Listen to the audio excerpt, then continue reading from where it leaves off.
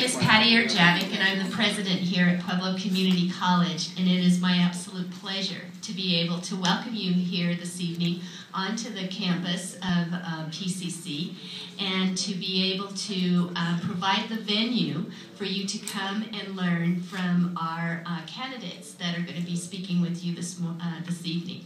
So you're really here. The only thing standing between you getting all the information is me and Mr. Henson. So I'm going to move out of the way and introduce Steve Henson, who is going to be the moderator for this evening's program. And again, I'm pleased to see so many of you take advantage of the opportunity to come here and get some informed information about our political candidates. So thank you, and please help me welcome Steve Henson from the Pueblo Chieftain.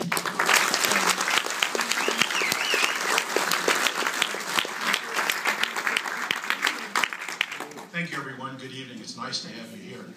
We have a great forums and two great forums scheduled this evening, and this one's for the Office of District Attorney. I'd like to go over the ground rules real quickly. Each candidate will have 4 minutes to introduce themselves and talk about why they are seeking this office. And then we'll have a number of questions posed to them, and they'll be able to respond to that. Then there'll be a brief rebuttal period on each question.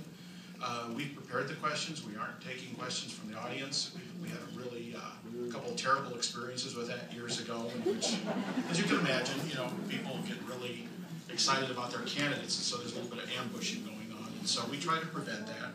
It isn't really a debate, it's a forum. It's an opportunity for the two candidates to tell you what they think and why you should vote for them. We're not going to hold up anybody's hand at the end of it or anything like that. So that's part of the reasoning for the questioning. And at the end, they'll have a couple of minutes each to wrap up their comments. Obviously, it's a large crowd. I assume with supporters for both candidates, and we encourage you to hoop and holler for your candidate, support them, that's fine. We would ask that you not hiss, boo, holler, expectorate, do all sorts of things when the opponent is speaking.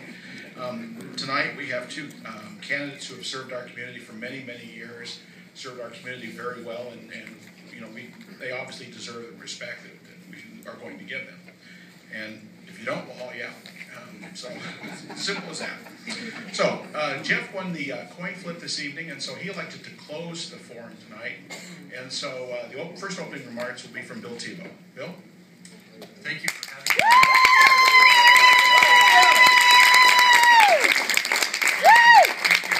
Tonight. Like most Puebloans, I'm proud of my family. I grew up in the Belmont area, attended elementary school and junior high.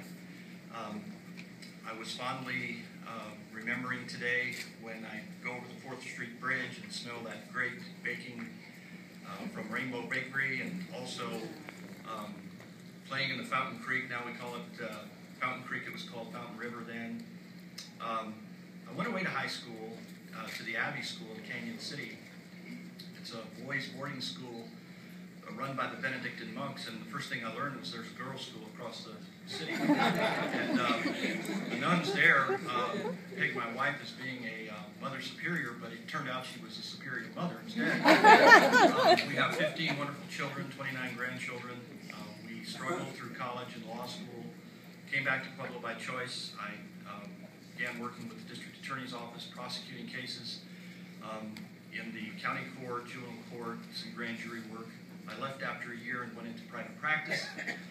There, I handled all kinds of matters, criminal, civil. In fact, I was the prosecutor for the Department of Social Services for child abuse cases. I ran for the State House and the State Senate, was fortunate to be elected, served 9 years in the Senate, 7 in the House, 16 years total. 2 years in the Senate, I was majority leader. And then I decided to run for district attorney, and my vision for the office then is the same as it is today. It is a vision to seek the truth and for justice to be done, not merely to convict. I work hard on a daily basis to create a very safe community with my Smart Justice program. It is a program built upon prevention, stopping crime, prosecution, making sure that no one is above or beneath the law, and protection, making sure that we uphold people's rights, safety, and trust. Those are promises I made, those are promises I kept. I operate from the tradition of an ounce of prevention is worth a pound of cure. education, economic development, restorative justice, gang prevention. These things inoculate against crime, and they protect families. Drug, mental health, and veterans treatment courts save lives. On my watch, more than 50 defendants have been convicted of murder, and they're on their way in terms of sentencing to life imprisonment without parole. I work with local, state, and federal law enforcement agencies to dismantle and prosecute drug trafficking and gangs in Pueblo County. I fight to keep our homes, savings, and property safe by successfully prosecuting identity theft rings, mortgage and security fraud cases, and the like. I work to protect our health and our families. I successfully fought Colorado Springs to protect our water from contamination. I work to reduce domestic violence in our community each year. And each year, my staff and I provide support to 4,000 crime victims. You know, our nation was invented in the name of progress, betterment of self and society, and justice. Tonight, I'm asking for your support and vote so that as the people's attorney, I can continue to fight for a safe and promising Pueblo community. Thank you.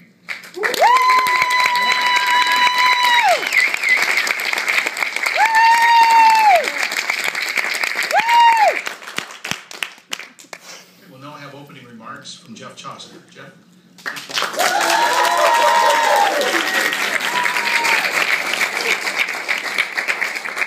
I want to speak to you tonight of a vision for a safer community, safer neighborhoods, and equal justice. My campaign has been animated by a desire to bring this community together and have us all live in a less hostile, less violent community. To get there, there have to be changes made in the district attorney's office, I believe. And that starts with leadership, and it starts with being connected to this community, actively involved in this community. When it comes to leadership, I want to serve and help guide that office so that the DA's office is actively engaged in protecting the victims of our community. The victims of rape, of domestic violence, of home invasions, of drunk drivers, of financial fraud, and murders. The victims of these crimes are who the district attorney is elected to represent and to advocate for. Our party, the Democratic Party, has always advocated for the dispossessed, the downtrodden, the victims of society. I believe we can do better than what we have been doing, and frankly, so do our victims. Leading the fight against crime and defending the defenseless. That's the job of the district attorney. That's what I want to do to serve my hometown again. Since 2005, overall crime is up 21%. Rapes are up 21.5%. Aggravated assaults are up 31%. The Wall Street Journal has named Pueblo to the top 10 cities where crime is soaring. We're number 9 on the Wall Street list of how many of cities are increasing in crime. Leadership means being involved with your staff, letting them know that you know what a tough job it is that they do, and being willing to go into the trenches with them and fight the good fight. I was a trial lawyer in the Air Force for 22 years, and I prosecuted or defended over 200 criminal cases. After I left the Air Force, I returned here to my hometown of Pueblo and was the litigating attorney in my law firm. I know the courtroom. I will be in the courtroom, letting my colleagues in the office know that I will do what they do, and more importantly, letting the public know that I care about them enough to carry the fight against crime into the courtroom. The current administration and the current DA does not do that. There are a variety of changes that I believe can be made to the office, and I'm sure we'll talk about that in the format. But one is, I believe, fewer plea bargains. Currently, depending on the category of cases, either 98 to 99% of all cases are plea bargains. I believe in the creation of drug courts and veterans courts for those special offenses and for special offenders. I believe in reestablishing the partnership with law enforcement because there is a lack of trust and confidence between this DA's office and the law enforcement folks, and that makes fighting crime less efficient. I want to restore and improve contact with social agencies that protect our women and children, and all you have to do is ask them to see how well protected they believe they are. You don't have to hear it from me. I want to rebuild the trust between the DA's office and the greater community. Our population is up since 2005. Crime is up, but the prosecution rate is down. We're not doing our job in protecting this community, and I believe you know that to be the case. I want to assure the community that they're safe in their homes at night, that they can live in neighborhoods with the safety and assurity that the DA's office is there for them. And they need an effective advocate to be able to do that, to connect with the social agencies and law enforcement so that crime is effectively combated. We all deserve a safe community. I'm a hometown Pueblo boy, and you know that as well. And I've been here, and I've come back voluntarily after 25 years in the military. I came back here, and I want to protect this town as well. This community and this party knows me. This is the 4th time I've asked for your vote since 2003. You know my loyalty to our laboring friends. You know my commitment to the health department and the social services. You know my commitment to the legal community and the judicial building. You know my commitment to the law enforcement agencies with the new operations center. And you know my commitment to Fountain Creek and the environment. When I commit to a project or an organization, I deliver. And I will deliver to you a safer community because we can all do better. And I earnestly and humbly ask for your support in this election.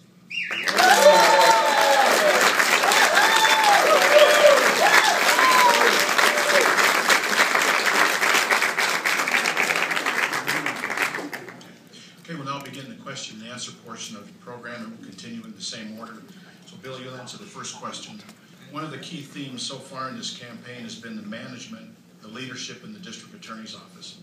What is your comment on that issue? Well, I'm not quite sure exactly that I agree with that it's a key theme of the campaign. I know that there have been some allegations made with respect to the management of the office. I think some of those allegations are misinformation by my opponent. I think they are made up of misinformation and half-truths and insinuations that don't necessarily hold water.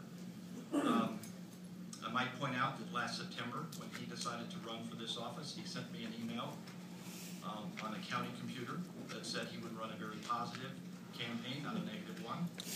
And I think it's been proved to be otherwise. Not knowing exactly what those allegations are, I will tell you that around September of last year, we were dealing with a recent death of our assistant district attorney, and I was putting together the staff realignment, which I do periodically, and Tony Marzavas was appointed our assistant district attorney toward the end of the year. And from day one, my philosophy in that office has been very clear. It's a change of direction from the old tough-on-crime attitude, which I don't think works. And I might add that the American Bar Association doesn't think it works either, because in 2004 they wrote an article that said tough-on-crime efforts don't work. And so I changed the direction and philosophy of the office basically to work on the Smart Justice program that I mentioned in my opening statements. One of the things that I think is important for you to understand is that my opponent has a record relative to management as well, and I think that needs to be investigated and explored in this particular forum and during the campaign. I've used my experience in the trial of criminal cases and civil cases to manage cases. I surround myself, I think, with very qualified experts in their field, and I think for the most part, those people are doing a tremendous job, and I compliment them for the job they're doing. I think they serve the community well.